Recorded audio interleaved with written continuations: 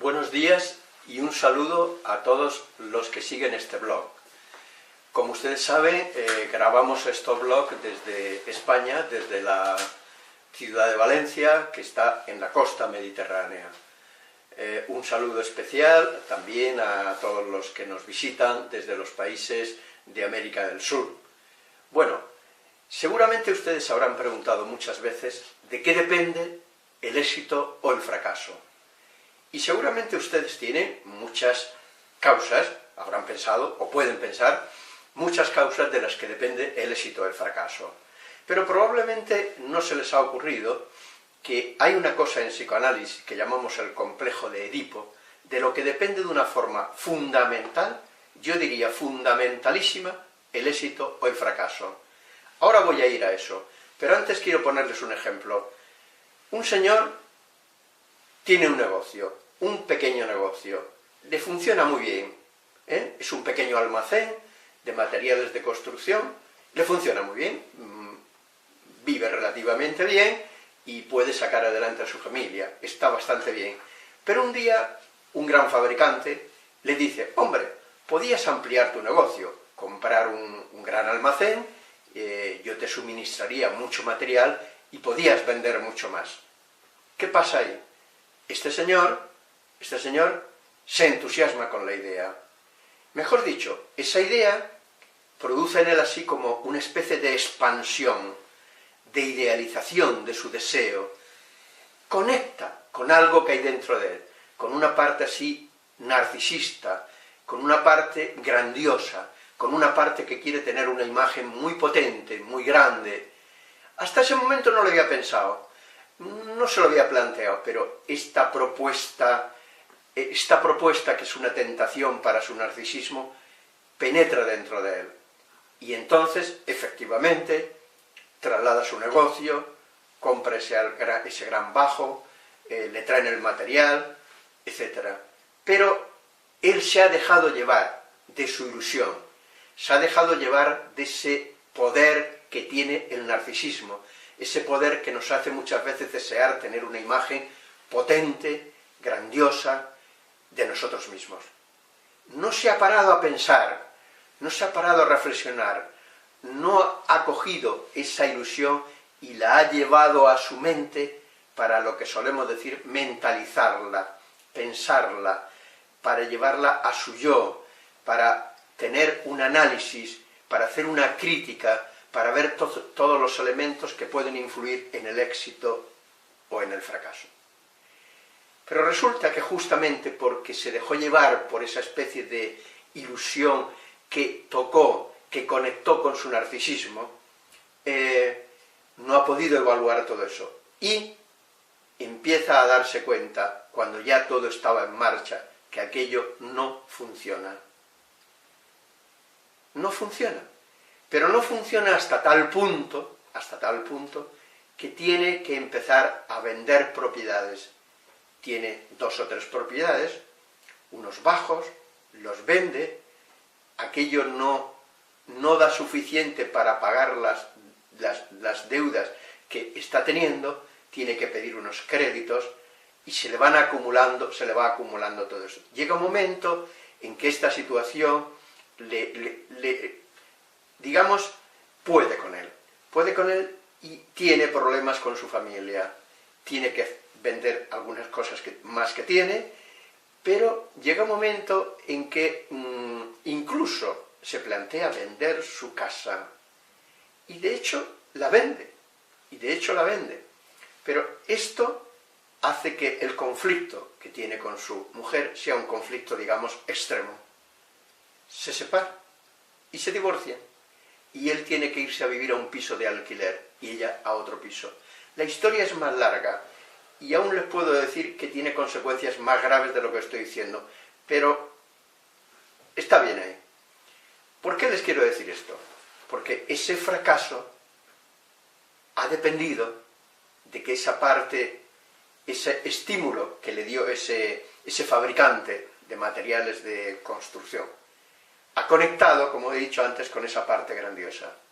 Y eso ha hecho que eso no lo ha mentalizado, no lo ha podido pensar, no lo ha podido reflexionar, no ha podido establecer una crítica y ver los pros y los contras. Eso le llevó al fracaso. Ahí está un fracaso. Vean ustedes cómo muchas veces el fracaso depende de factores internos, de factores que no permiten que el sujeto evalúe los actos que va a realizar. Bien, esto lo podemos dejar ahí, es un ejemplo que le pongo para que vean ustedes dónde puede estar a veces el origen de un fracaso. Ahora quiero llevarles a otro escenario, al escenario del inicio de la vida. Un niño, cuando nace, necesita ser investido del amor del otro. O sea, los padres, la madre, necesita que cuando tiene el proyecto de tener un hijo, aún antes de concebirlo, ese hijo ya está en su mente, y depende cómo esté ese hijo en la mente de la pareja, o en la mente de la madre, eso ya va a estar influyendo en ese niño, incluso antes de concebirlo, porque las representaciones cargadas de afecto, cargadas de ilusión, o cargadas de desilusión, o cargadas de otras cosas, que esa madre, que esa pareja tiene de ese futuro niño, va a influir poderosamente en cómo esa pareja va a tratar a ese niño, y si ese amor y ese deseo va a poder, por así decirlo, digamos, conectar con algo que está en el interior del niño.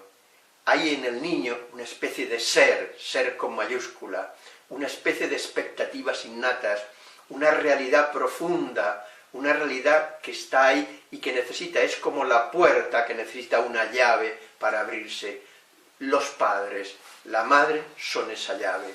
Necesitan llegar a esa puerta e introducir la llave para que esas expectativas innatas, ese ser esencial, ese yo primordial, ese ser con mayúsculo que hay dentro de todo ser humano, empiece a germinar, empiece a aparecer.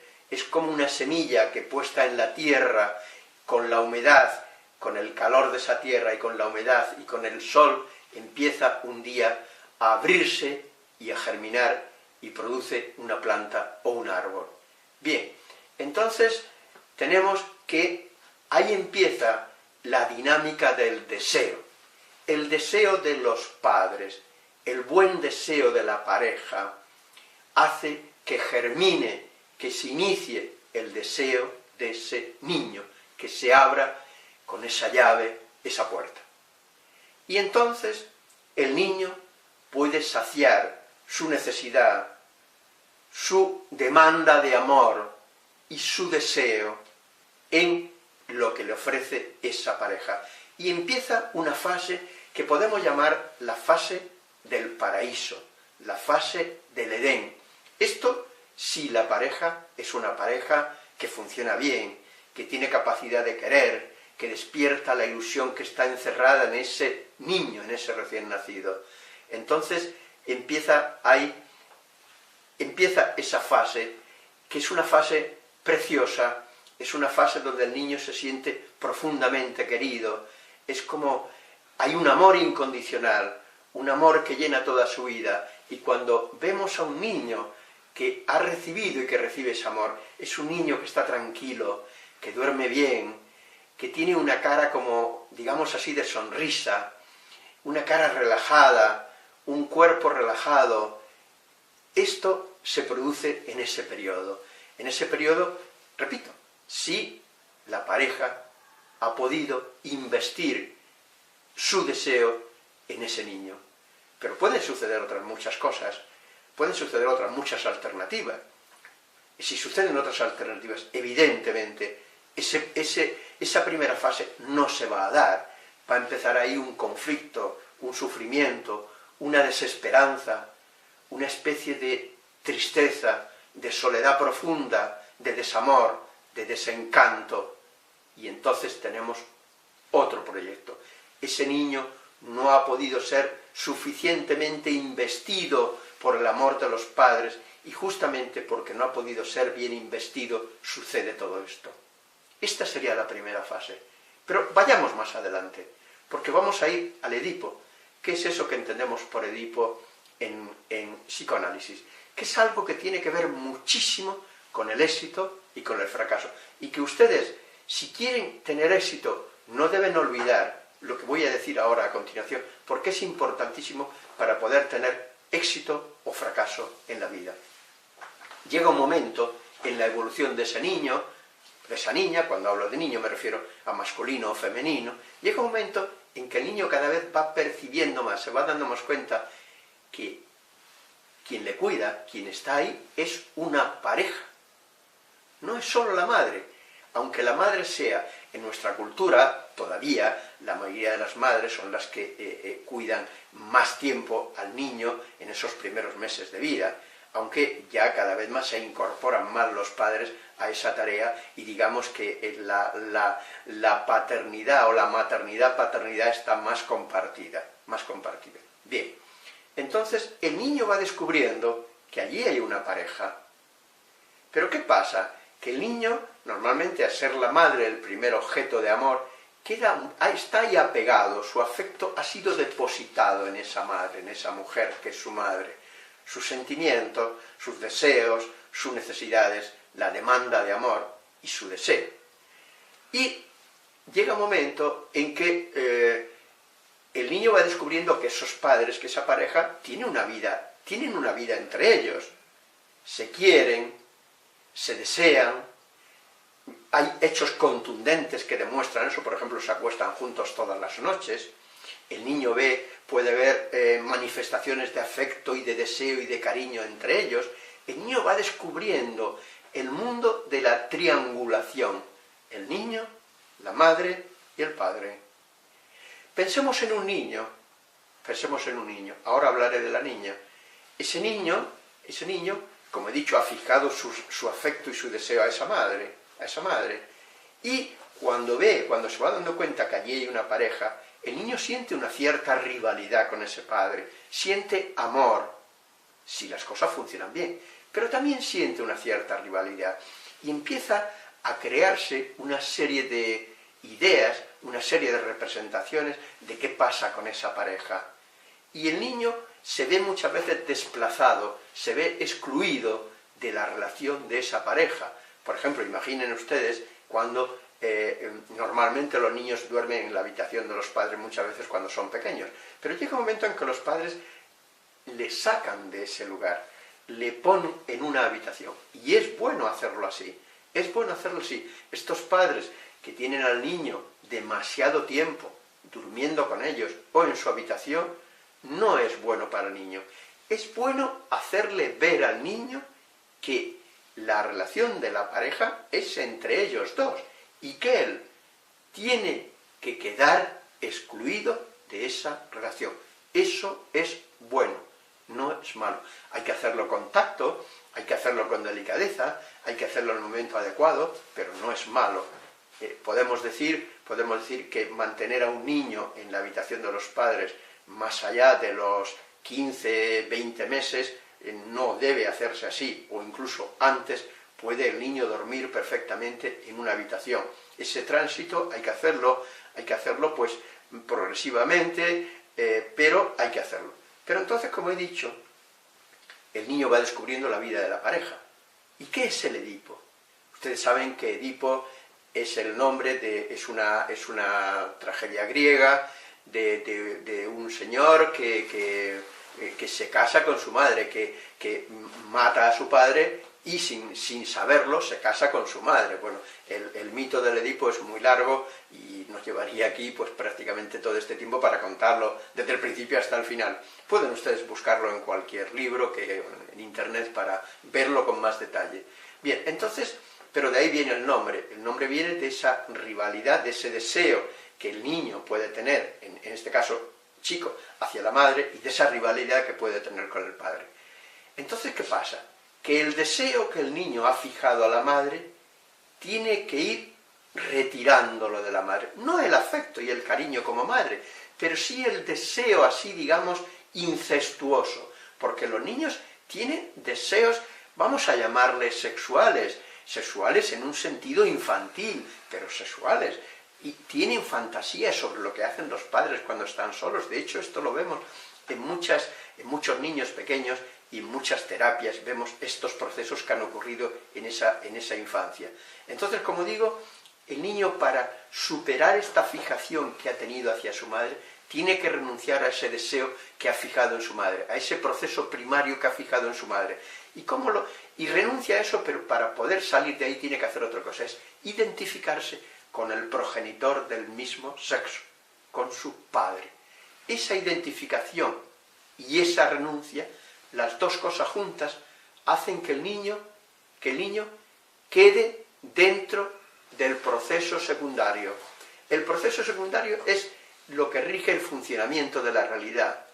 Si el niño, por las razones que sea, y pueden ser muchas, no puede identificarse, o haya una muy mala identificación con su madre, y queda fijado a ese deseo incestuoso, libidinal, pulsional, a su madre, ¿qué va a pasar? Pues mire, lo que va a pasar es que no va a poder aceptar, o va a tener muchas dificultades, para que su deseo se subordine a la realidad. ¿Qué es lo que le pasó a este señor que les he contado?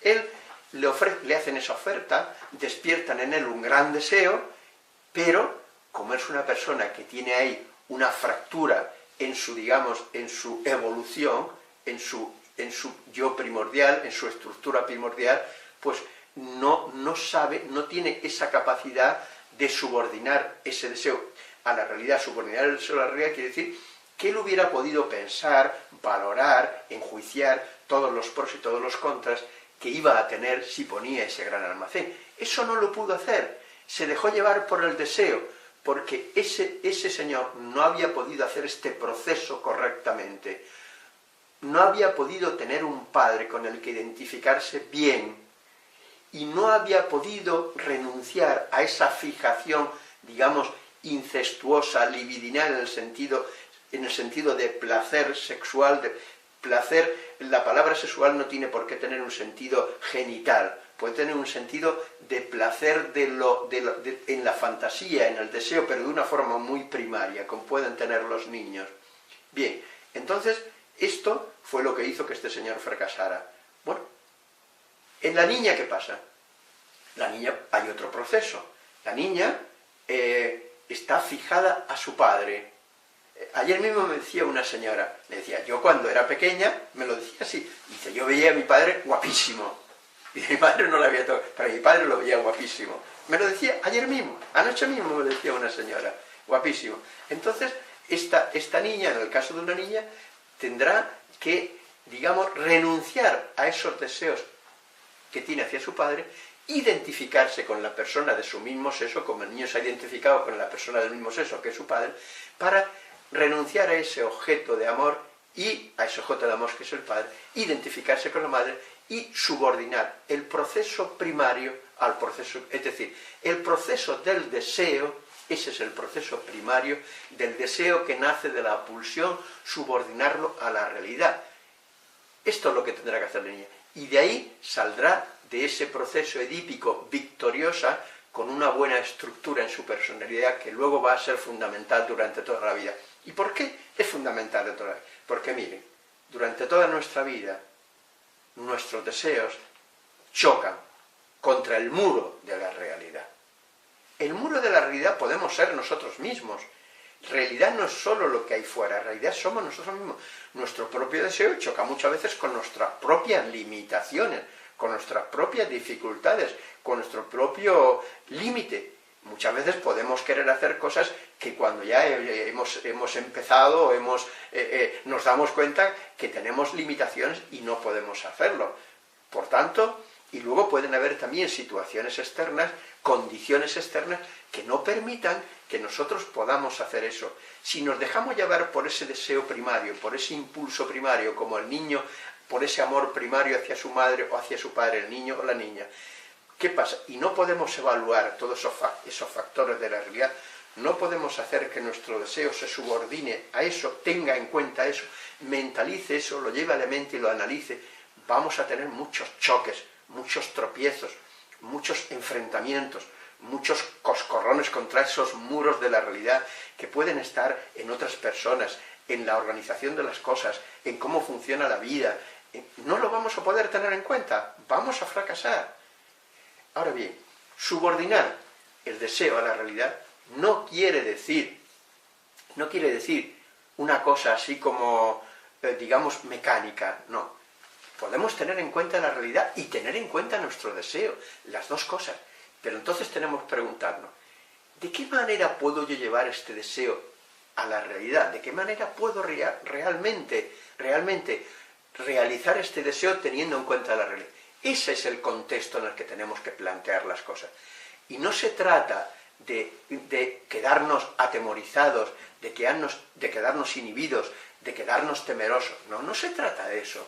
Porque podemos ser unas personas creativas, podemos tener iniciativa, podemos llevar nuestros deseos a un proyecto, o sea, hacer de nuestros deseos un proyecto de vida, un proyecto, pero ojo, solo vamos a tener éxito si somos capaces de subordinar esos deseos a esa realidad. Es decir, tener en cuenta todo para analizarlo y poder de ahí sacar las conclusiones para poder pensar, decidir y actuar. Esto es lo que quería decirle en esta primera parte de este vídeo. La resolución del complejo de Edipo, es decir, la salida del complejo de Edipo, puede ser de dos maneras. Una manera exitosa o una manera fracasada, un fracaso. La manera exitosa conduce hacia lo que podemos llamar la normalidad mental. La normalidad, una persona con una estructura de personalidad normal. Pero si hay un fracaso de ese proceso que hemos llamado Edipo, lo que ocurre es que se acaba en una neurosis. ¿Qué es una neurosis? Una neurosis es un conflicto entre el deseo y una defensa frente a este deseo.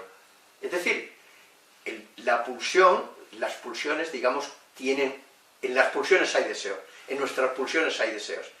Y en la neurosis, estos deseos tropiezan con una defensa que impide que ese deseo se pueda realizar. Bien, para que lo entiendan voy a poner varios ejemplos. Bien, en otro vídeo anterior les hablé de una tal Isabel, una joven muy bella, que fue paciente de Freud, allá casi ya muy cerca del inicio del siglo XX. Bien, esta joven, su padre había muerto, su madre tenía un grave problema de salud, un problema en la vista, y una hermana suya estaba muy enferma. Pero resulta que esta Isabel estaba enamorada, le gustaba mucho su cuñado. Un día, paseando por unos jardines, ella tuvo el pensamiento de que si su hermana moría, su cuñado podía ser suyo. Este deseo que ella tuvo, que además era un deseo, digamos, muy morboso, pero al mismo tiempo en una situación muy dramática, que su hermana estaba muriéndose, de hecho se murió, hizo que ella tuviera una serie de síntomas de tipo histérico, como era paralización en las piernas y otra serie de síntomas más. Este ejemplo se lo pongo para que vean ustedes cómo en este caso, que es una histeria de conversión, que es una forma de neurosis. Hay tres formas de neurosis: la histeria de conversión, la histeria de angustia o fobia, normalmente le llamamos fobias, pero también podemos llamarle histeria de angustia, y la neurosis obsesiva. Esos son los tres tipos de neurosis que normalmente están afectados por todas las clasificaciones, digamos, en salud mental prácticamente de todo el mundo, Bien, pues esta joven, como he dicho, Isabel, fíjense cómo ella tiene un deseo, pero es un deseo, digamos, incestuoso, porque ese hombre estaba casado, y estaba casado con esa mujer que estaba en ese momento muy enferma, con una hermana suya. Pero ella, ese deseo, lo tiene hacia un objeto incestuoso, un objeto, por así decirlo, prohibido, un objeto hacia el que no debería haber dirigido su deseo, porque ese hombre estaba casado con otra mujer, y ella en ese momento no sabía si su hermana se iba a morir o no se iba a morir. De hecho, después se murió, pero bueno. Entonces, ¿qué pasa? Que ella no pudo realmente, en ese conflicto entre la pulsión y el deseo, no lo pudo resolver adecuadamente, porque podía haberlo subordinado a la realidad. ¿Qué quiere decir eso? Podía haber buscado otro hombre, haber dicho, no puedo dirigir mi deseo hasta este hombre, mejor dicho, no puedo quedar fijado mi deseo a este hombre, porque es el marido de mi hermana, renuncio a este deseo, como hace el niño, como he explicado antes, y dirijo mi deseo hacia otro hombre que ya podía haber buscado, porque de hecho era una joven muy bella y fácilmente, seguramente, podía haber encontrado otro hombre. Pero justamente esto produjo en ella un sentimiento de culpa, y ese sentimiento de culpa y otros muchos síntomas, produjo toda esta sintomatología entre la que había esa parálisis histérica en sus piernas. Era como decirle a sí misma, si estoy así no podré acceder a mi deseo. Era como una renuncia patológica a su propio deseo, porque la renuncia verdaderamente exitosa, normal y, digamos, llevados al terreno edípico, que hubiera sido una salida del Edipo, digamos, adecuada, hubiera sido esto que he dicho antes, haber dicho, no, este hombre sí me gusta mucho, y sí, tengo fantasías hacia él, eso puede ocurrirle a cualquier persona, pero este hombre ya tiene su objeto de amor, es mi hermana, y yo no voy a estar aquí coqueteando con él, siendo que es el marido de mi hermana. Renuncio a él y busco la solución, busco el objeto de mi deseo en otro lugar. Como no puede hacer esto, fracasa. Este es el fracaso. Este fracaso que se da en una histeria. Pondré otro ejemplo. Este no es de histeria. Este va a ser de una fobia, una persona de tipo fóbico. Esta persona sería, vamos a llamarlo, he dicho que hay tres tipos de neurosis, esta sería una neurosis de angustia o fobia. Bueno, un ejemplo de neurosis de angustia o de fobia. Una mujer sale a la calle y no puede ver a las palomas.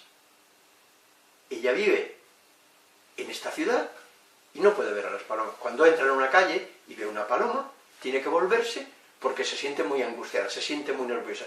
Ella, la sola vista de esa paloma hace que tenga que buscar entrar por otra calle. Pero llega un momento en que ese problema es un gran problema, porque en muchas calles de una gran ciudad hay alguna paloma por allí, y resulta que esa angustia va en aumento. ¿Por qué una paloma, un animal tan poco ofensivo, que no nos puede prácticamente hacer daño, sino que cuando pasamos por la duna pues se retiran o se van andando hacia otro lugar? No son, digamos, no teníamos por qué tener miedo, lógicamente, a una paloma, normalmente, ¿no? Entonces, ¿por qué? Porque esa paloma, en la terapia, descubrimos que representaba a su madre. A su madre. Esta mujer era una mujer muy delgadita, muy delgadita, muy delgadita. Puedo hablar con cierta libertad de ella por una serie de razones. Aunque siempre hay que procurar, y y lo procuro siempre, que nunca se pueda identificar a esta persona. Pero en este caso es absolutamente imposible. No voy a decir las razones por qué. Bien, entonces, esta mujer había tenido mala suerte. Había tenido una madre que era un verdadero calvario para ella. Desde pequeña. Su madre era una mujer agresiva, violenta, dada al alcohol, la maltrataba, le pegaba. Ella había creado, había interiorizado un verdadero terror frente a esa madre.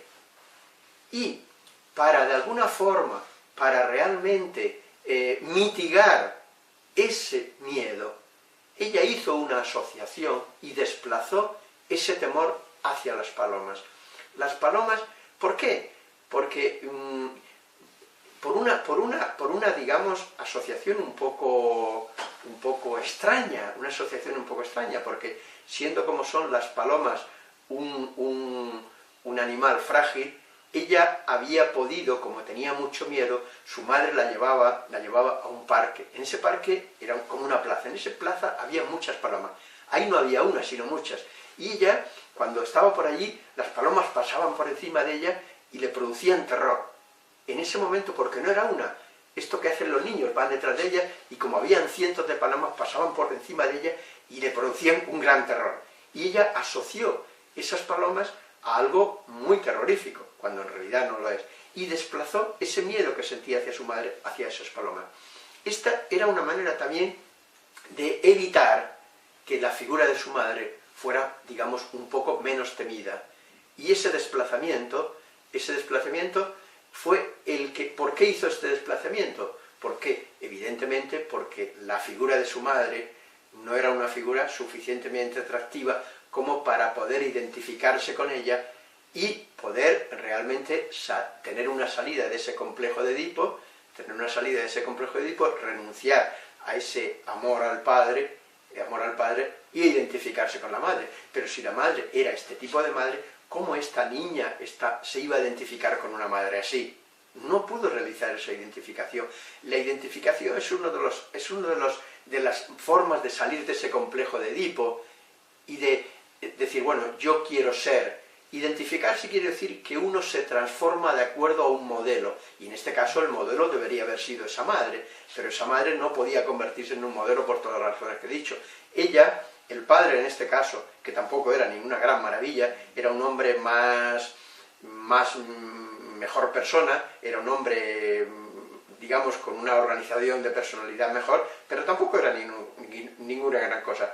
Pero ella podía haber renunciado al afecto que sentía ese padre, ese afecto incestuoso, si hubiera tenido una madre con la que hubiera identificarse bien. Como no pudo hacer eso, produjo otro tipo de neurosis, una fobia. Bien, pondré ahora otro caso de neurosis obsesiva. Mire, una mujer habla continuamente de sus hijas, tiene 2 hijas adolescentes, y habla sobre todo de una de ellas, de la mayor. Y resulta que esta chica es una chica del momento actual, sale con un chico, y esto es lo que hacen muchos chicos en las grandes ciudades, se van los días de fiesta, llegan muy tarde, casi otro día, y ella tiene una verdadera obsesión por todo lo que hace esta chica. No puede, vive muy mal que la chica se lo pase bien, que se divierta, que tenga un novio, que se lo pase bien, una palabra. ¿Por qué? ¿Por qué no puede tolerar esta mujer que su hija tenga una juventud normal? A ella le hubiera gustado que hubiera sido una de estas chicas que hubiera estado en su casa, estudiado todo el tiempo, no saliendo a ninguna parte y llevando una vida casi de ermitaño. Pero la chica es una chica mucho más normal, mucho más sana, y por tanto tiene sus amigas, sale con ellas, tiene su chico, etcétera, etcétera. Pero esta mujer tiene una verdadera obsesión por todo lo que implica el placer, la vida placentera de su hija. ¿Por qué? Porque ella ha tenido una verdadera obsesión por su placer, por el suyo propio. Y entonces, ¿qué pasa? que no puede tolerar esa vida que su hija lleva normal en esa edad, con sus amigas, con su novio, etc. Y entonces está obsesionada con todo eso y la machaca, y está... en vez de ser una madre que comparta con ella esas cosas, que la hija pueda hablarle con confianza, no. Esta mujer a lo largo de su vida no había podido tener prácticamente esa juventud normal donde hubiera podido disfrutar de un placer normal con sus amigas, de una relación con sus novios o con sus chicos, etc. Y entonces es una mujer verdaderamente obsesionada. ¿Por qué?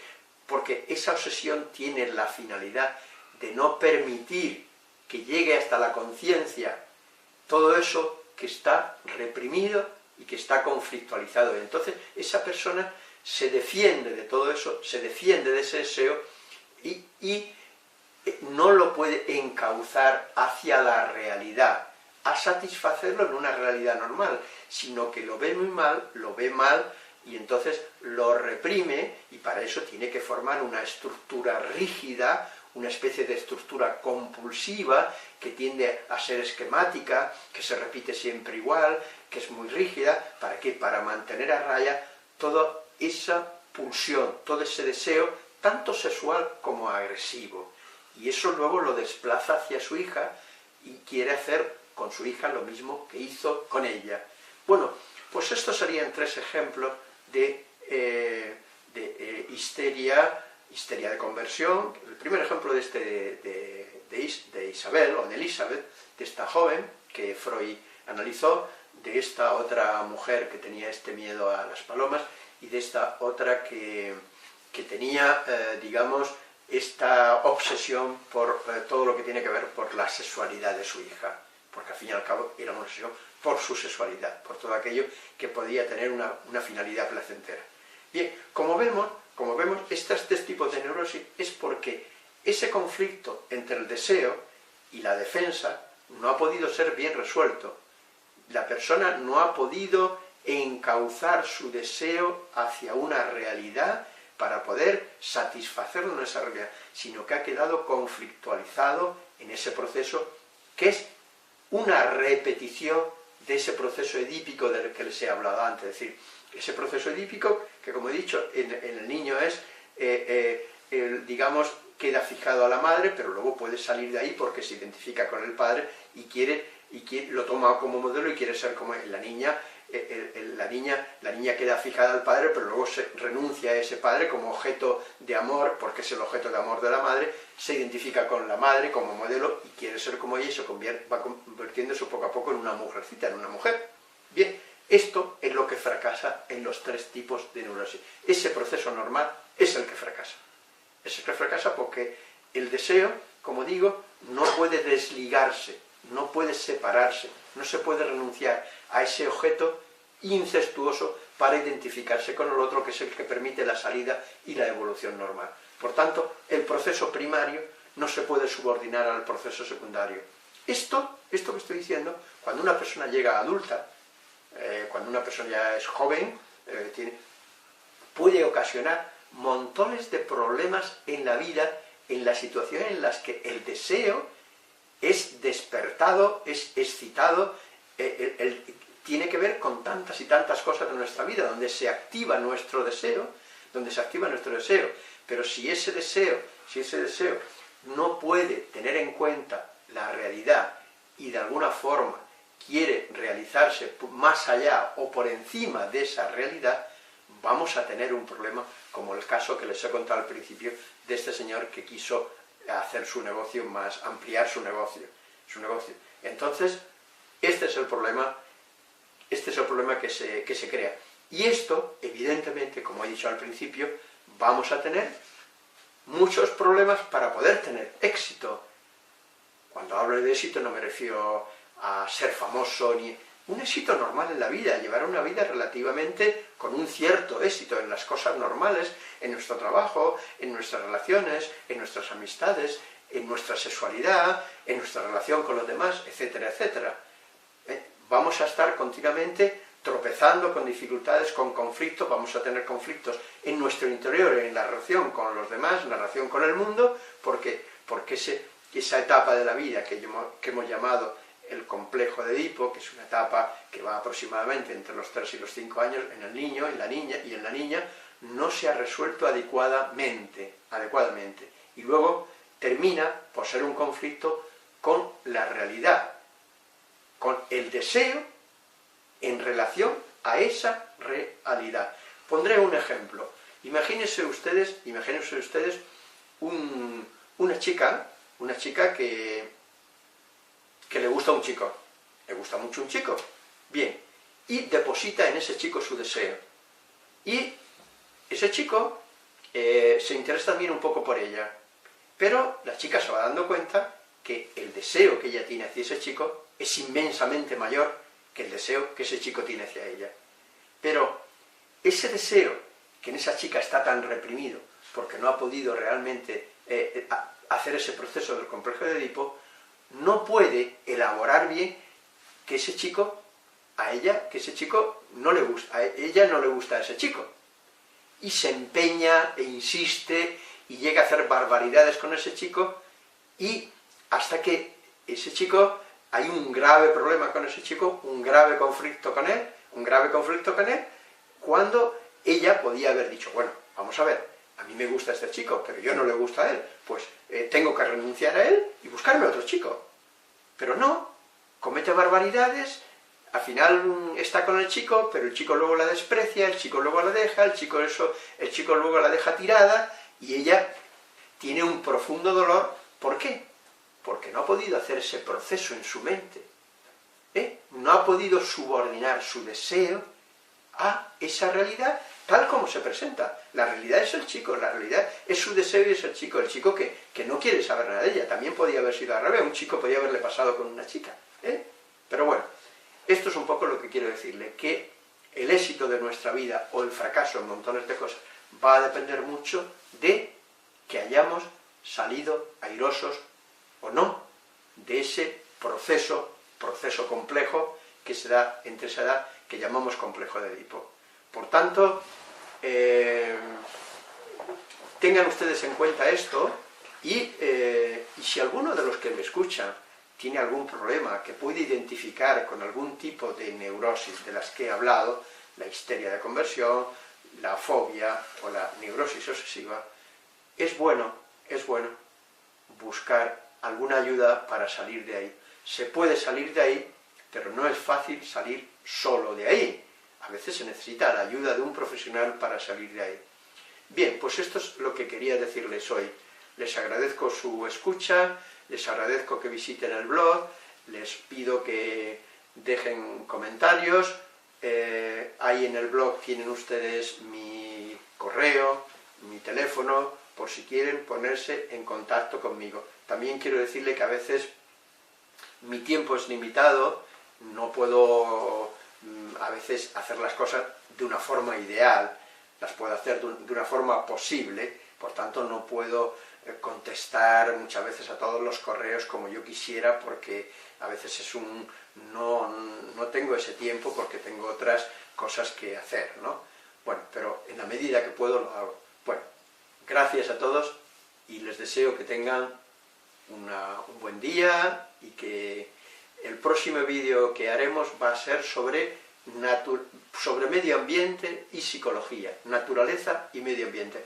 Va a ser un vídeo muy bonito porque estamos, José Luis, el técnico de este blog, José Luis está trabajando mucho, tomando imágenes, rodando en exteriores, vamos a rodar mucho este vídeo en exterior y creo que va a ser un vídeo precioso que va a merecer la pena verlo. Bueno, pues nada, gracias y hasta pronto.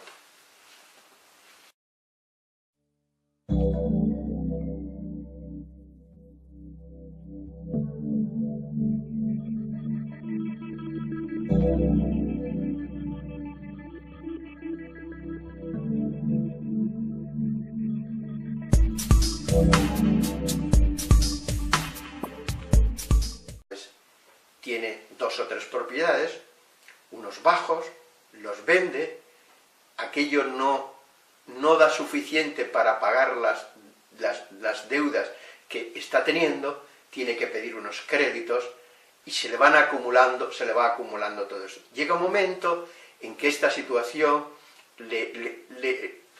digamos, puede con él y tiene problemas con su familia, tiene que vender algunas cosas más que tiene, pero llega un momento en que incluso se plantea vender su casa, y de hecho la vende, pero esto hace que el conflicto que tiene con su mujer sea un conflicto, digamos, extremo. Se separan y se divorcian, y él tiene que irse a vivir a un piso de alquiler, y ella a otro piso. La historia es más larga, y aún les puedo decir que tiene consecuencias más graves de lo que estoy diciendo, pero comprar un gran almacén, yo te suministraría mucho material y podías vender mucho más. ¿Qué pasa ahí? Este señor se entusiasma con la idea. Mejor dicho, esa idea produce en él así como una especie de expansión, de idealización de su deseo. Conecta con algo que hay dentro de él, con una parte así narcisista, con una parte grandiosa, con una parte que quiere tener una imagen muy potente, muy grande. Hasta ese momento no lo había pensado, no se lo había planteado, pero esta propuesta que es una tentación para su narcisismo, penetra dentro de él. Y entonces, efectivamente, traslada su negocio, compra ese gran bajo, le traen el material, etc.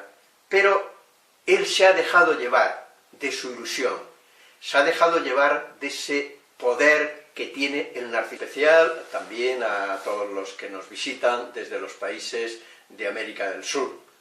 Bueno, seguramente ustedes habrán preguntado muchas veces de qué depende el éxito o el fracaso. Y seguramente ustedes tienen muchas causas, habrán pensado o pueden pensar, muchas causas de las que depende el éxito o el fracaso. Pero probablemente no se les ha ocurrido que hay una cosa en psicoanálisis que llamamos el complejo de Edipo, de lo que depende de una forma fundamental, yo diría fundamentalísima, el éxito o el fracaso. Ahora voy a ir a eso, pero antes quiero ponerles un ejemplo. Un señor tiene un negocio, un pequeño negocio, le funciona muy bien, es un pequeño almacén de materiales de construcción, le funciona muy bien, vive relativamente bien y puede sacar adelante a su familia, está bastante bien. Pero un día, un gran fabricante le dice, hombre, podías ampliar tu negocio. Ese poder que nos hace muchas veces desear tener una imagen potente, grandiosa, de nosotros mismos. No se ha parado a pensar, no se ha parado a reflexionar, no ha cogido esa ilusión y la ha llevado a su mente para lo que solemos decir mentalizarla, pensarla, para llevarla a su yo, para tener un análisis, para hacer una crítica, para ver todos los elementos que pueden influir en el éxito o en el fracaso. Pero resulta que justamente porque se dejó llevar por esa especie de ilusión que tocó, que conectó con su narcisismo, no ha podido evaluar todo eso. Y empieza a darse cuenta, cuando ya todo estaba en marcha, que aquello no funciona. No funciona. Pero no funciona hasta tal punto, que tiene que empezar a vender propiedades.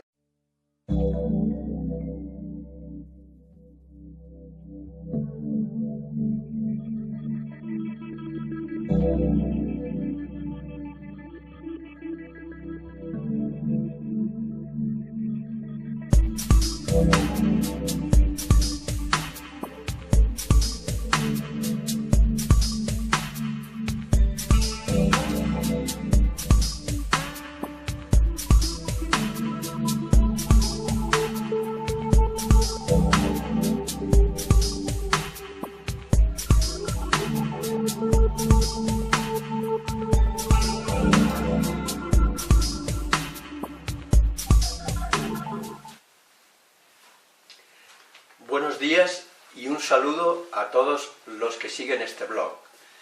Como ustedes saben, grabamos este blog desde España, desde la ciudad de Valencia, que está en la costa mediterránea. Un saludo especial.